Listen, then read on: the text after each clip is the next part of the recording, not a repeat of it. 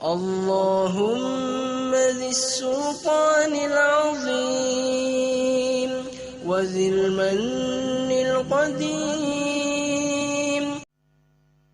Bismillahirrahmanirrahim.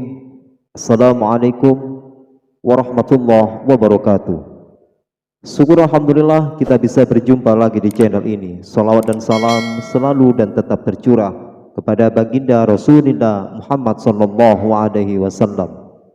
Allahumma salli ala sayyidina Muhammad wa ala ali sayyidina Muhammad.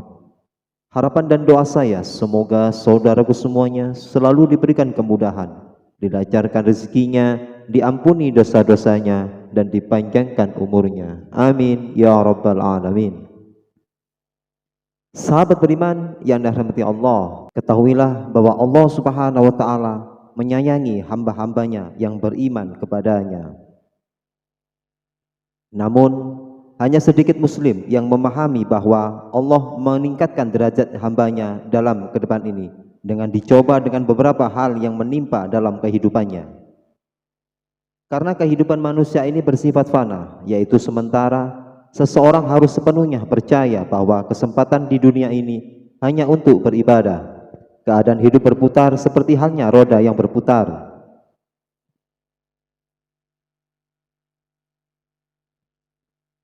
Terkadang kita merasa berada di atas, di mana seakan-akan segala sesuatu mencukupi kita. Namun, di lain waktu kita merasa di bawah, di mana seakan-akan sudah tidak ada yang bisa diharapkan lagi. Tetapi justru karena itulah Allah memilih orang-orang dengan kerja keras serta kesungguhan mereka untuk diangkat, dicintai, dan dijadikan mulia derajatnya. Sebagai hasilnya, kebahagiaan, ketenangan, kedamaian, dan ketenteraman di dunia dan di akhirat kita dapat dan kita raih. Lalu apa saja tanda-tanda Allah mengangkat derajat seseorang? 1. Mereka menghadapi sejumlah masalah. Ketika Allah ingin mengangkat derajat seseorang hamba, Dia akan membuatnya menghadapi berbagai masalah dan membuatnya lebih sabar dan lebih bersyukur. Allah memberikan kesulitan kepada hamba-hambanya, tetapi tidak melampaui batas kemampuan mereka. Al-Quran Surat Al-Baqarah ayat 286 mengatakan, Allah tidak membadi seseorang melainkan sesuai dengan kesanggupannya. Ini menjelaskan bahwa Allah memberi pahala kepada orang-orang yang berbuat baik dan memberi siksa kepada orang yang berbuat jelek. Mereka berdoa demikian, Ya Tuhan, janganlah Engkau hukum kami jika kami lupa atau membuat kesalahan. Ya Tuhan kami, janganlah Engkau pikulkan kepada kami beban yang berat seperti beban yang Engkau pikulkan kepada orang-orang sebelum kami. Janganlah Engkau pikulkan kepada kami apa yang tidak sanggup kami memikulnya. Ampunilah kami, dan kasihanilah kami. Engkaulah penolong kami, maka tolonglah kami terhadap orang-orang kafir. Dari ayat ini kita dapat melihat bahwa kemampuan setiap orang dalam menghadapi cobaan yang diberikan Allah itu berbeda-beda. Namun ayat ini menjadi acuan bagi kita ketika kita berbebani dengan beban hidup dan berada dalam situasi yang buruk. Saat itu pun kita harus berbenah diri kepada Allah yang selalu memberikan kekuatan yang luar biasa.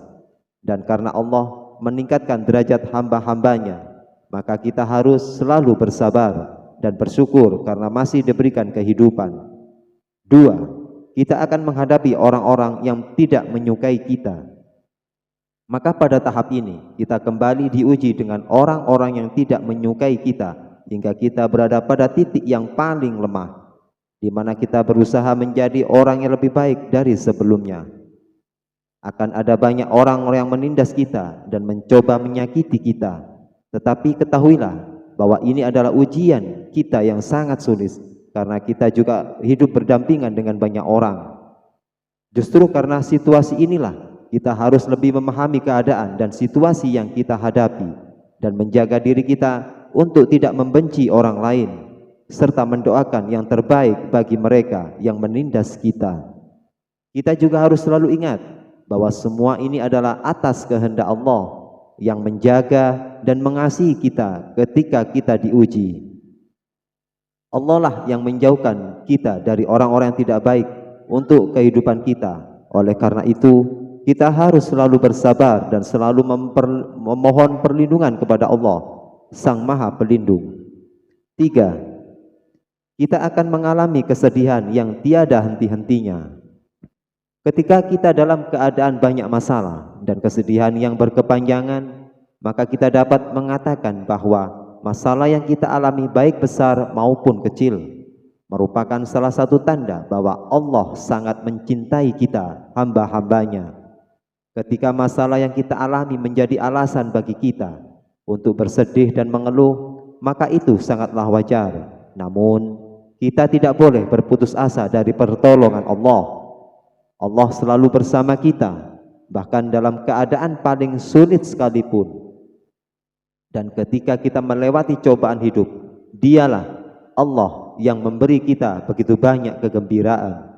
Al-Quran Surat At-Taubah ayat 40 menjelaskan, janganlah kamu bersedih hati, sesungguhnya Allah beserta kita.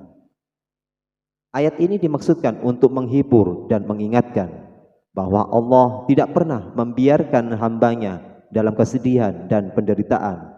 Allah tidak akan memberikan cobaan kepada hamba-hambanya kecuali memberikan sesuai dengan kemampuan mereka. Dalam situasi ini, kita harus selalu ingat bahwa Allah selalu bersama kita dalam setiap situasi. Oleh karena itu, kita tidak boleh berbuat sangka kepada Allah.